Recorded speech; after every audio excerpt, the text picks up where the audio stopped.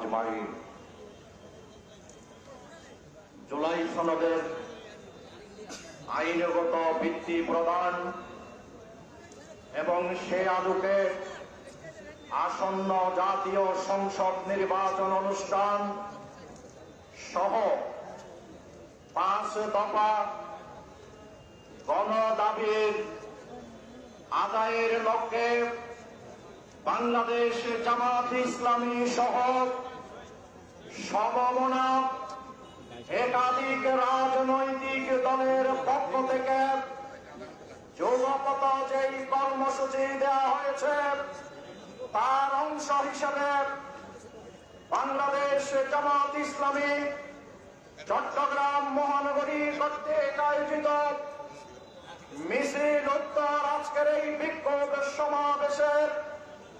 সংগ্রামী সভাপতি মহানগরী জামাতের ভারপ্রাপ্ত আমির জননেতা জনাব মোহাম্মদ নজরুল ইসলাম আজকের এই বিশাল সমাবেশের মাননীয় প্রধান অতিথি বাংলাদেশ জামাত ইসলামীর অন্যতম সহকারী সেক্রেটারি জেনারেল, যিনি ফ্যাসিবাদী আমলে সব থেকে বেশি নির্যাতিত হয়েছিলেন, সাবেক ছাত্রনেতা জাতীয় নেতা মৌলানা রফিকুল ইসলাম খান সহ সম্মানিত নেতৃবৃন্দ,